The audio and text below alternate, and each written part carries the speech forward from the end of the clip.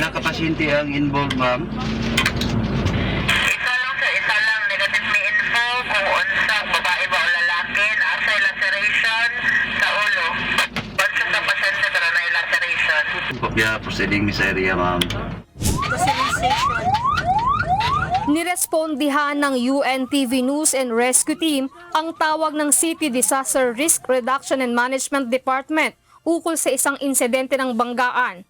Ito ay sa pagitan ng isang motorsiklo at tricycle sa kanto ng Capitol Bonbon Road at Pareha Subdivision, Barangay Bayanihan, Poblasyon 27, Butuan City, pasado alas 11 ng gabi, May 15.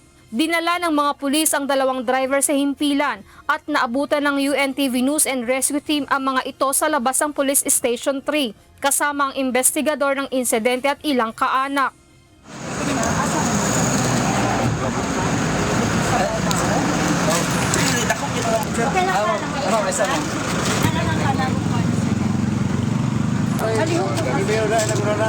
Asa ang pinakasakit ka ng gibati mo, sir? Wala kay gibati nga sakit? Nagkaroon ng hiwa sa noo at gasgas sa iba't ibang bahagi ng katawan ang 22 anyo sa motorcycle rider.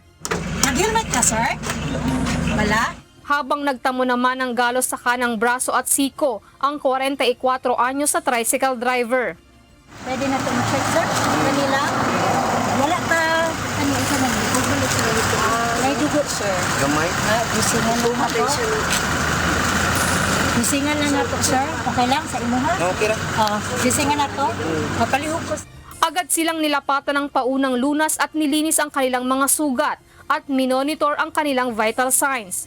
Ayon sa driver ng motorsiklo, pauwi na sana siya sa Barangay Bonbon mula sa isang kasiyahan. Mantalang ang driver ng tricycle ay papunta naman sa Barangay Libertad, Butuan City upang sunduin ang kanyang asawa na namamasyal sa sports complex. Walang suot na helmet, naka-shorts at tsinelas ang motorcycle rider, dahilan upang magtamo siya ng maraming sugat sa iba't ibang bahagi ng katawan. Ayon pa sa isang pulis, sa lakas ng pagkabangga ay tumilapon ito sa kanal kaya napuno ng putik ang mga paa nito. Matapos lapatan ng first aid ay tumanggi nang magpadala sa ospital ang tricycle driver habang isinugod naman sa Butuan Medical Center ang motorcycle rider. Samantala, humingi ng tulong sa UNTV News and Rescue Team ang pamilya ng isang lalaking pasyente upang mailipat ito ng ibang ospital nito lamang May 16. Unang dinala sa kinaroroonan ng ospital noong May 15 matapos maaksidente. Inirekomendang ilipat ang pasyente sa ibang ospital na may orthopedic surgeon upang maisagawa ang kinakailangang operasyon sa nabali nitong daliri. Naihatid naman ng grupo ang pasyente sa Agusan del Norte Provincial Hospital.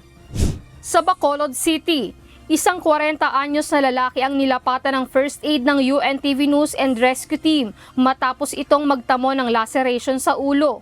Sinuntok ito ng kalaro sa basketball sa Paglaong Village, Barangay Mansilngan, Bacolod City, dakong alas 8 ng gabi, May 11. Matapos itong lapatan ng first aid, ay dinala ang biktima sa ospital. Lizel Nael, UNTV News and Rescue. Diyos ang aming sandigan, serbisyo publiko ang aming pinahahalagahan.